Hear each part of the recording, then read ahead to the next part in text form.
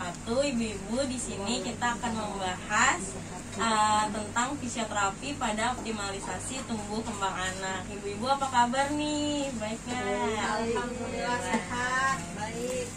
Ya, perkenalkan saya Afisa Heriani, mahasiswa semester 4 pada program studi fisioterapi dari Universitas Indonesia.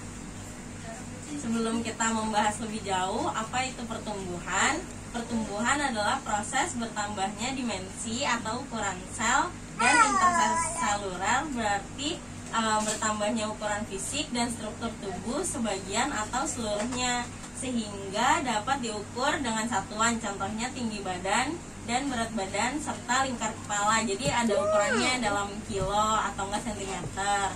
Sedangkan untuk perkembangan itu pertambahannya kemampuan atau skill dalam struktur dan fungsi tubuh yang lebih kompleks dalam pola yang teratur dan dapat diramalkan sebagai hasil proses pematangan. Jadi diramalkan tuh tumbuh kembangnya itu saat umur berapa udah bisa apa gitu. Jadi udah ada prediksinya. Dan bertambahnya struktur dan fungsi tubuh yang lebih kompleks dalam kemampuan sesuai proses strukturasi fungsi organ, biofisik, psikososial sejak konsepsi sampai masa remaja.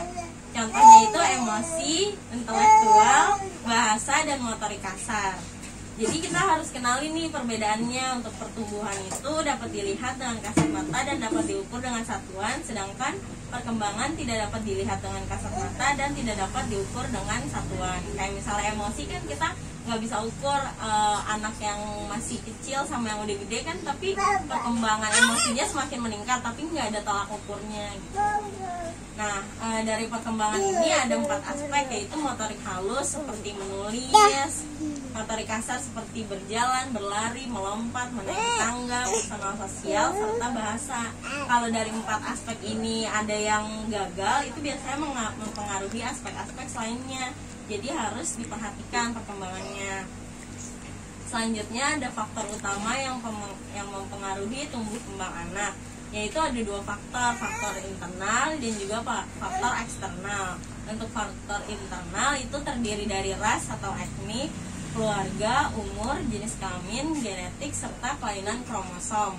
Untuk kelainan dari faktor eksternal itu biasanya dari prenatal atau saat hamil, natal, saat melahirkan, serta postnatal.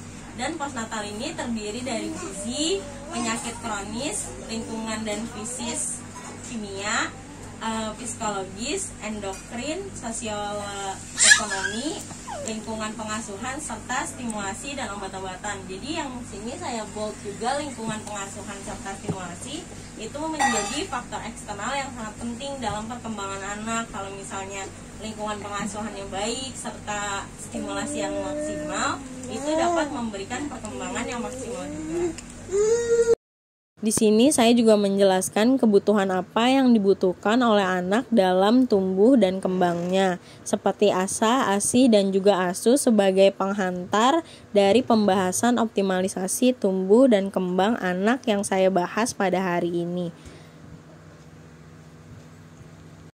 Hal ini perlu diberikan kepada partisipan atau ibu-ibu agar mereka mengetahui pentingnya optimalisasi tumbuh dan kembang anak mereka, sehingga dapat mewujudkan generasi-generasi milenial yang penuh dengan kebermanfaatan bagi sekitar. Dan waktu yang semakin meningkat. Sekarang untuk teknik pemijatan di kaki, ini nanti kalau mau filenya juga bisa ya dikirim ke WA, dicontohkan. Jadi untuk kaki itu pastikan tangan Anda telah dilumuri minyak pijat atau baby oil, terus mulai meremas dan menggosok bagian atas dengan lengan seperti ini. Nah terus kemudian mulailah memutar-mutar setiap jari kaki, jadi diputar-putar gitu. Nanti jadi area kakinya, motoriknya berkembang. Mulailah memutar setiap jari kaki dengan menggunakan ibu jari dan telunjuk. Pisahkan jari kaki tersebut dengan lembut, dipisah-pisahin sela-selanya. Terus lanjutkan gerakan kira-kira 20 detik. Selanjutnya, sekarang tarik kaki dengan lembut kayak gini, menggunakan kedua telapak tangan secara bergantian. Berikut merupakan cuplikan-cuplikan contoh saya memberikan intervensi baby massage kepada anak. Di sini juga saya sertakan durasinya beberapa kali repetisi agar dilakukan secara maksimal. Di sini saya memberikan contoh-contoh gerakan agar mudah dipahami oleh partisipan atau ibu-ibu yang mengikuti materi saya pada hari ini. Pada prakteknya saya juga tidak lupa memberikan larangan-larangan apa saja yang tidak boleh dilakukan, seperti saat anak selesai makan itu tidak boleh langsung dimassage, saat anak dalam keadaan mood tidak baik juga tidak boleh, dan hal yang paling penting adalah saat anak ingin massage tidak boleh membangunkan anak hanya karena ingin massage. Jadi kita harus pastikan mood anak baik dan dalam keadaan senang, baru kita boleh melakukan intervensi baby massage ini. Dan yang terakhir, praktek ini menjadi penting karena ibu-ibu sekitar menjadi lebih teredukasi terhadap optimalisasi tumbuh dan kembang anaknya, sehingga anaknya dapat berkembang dan bertumbuh secara maksimal dengan adanya ilmu-ilmu yang diberikan. Jika ada komentar, pertanyaan, dan lain sebagainya. Terima kasih ibu-ibu atas waktunya. Wassalamualaikum warahmatullahi wabarakatuh.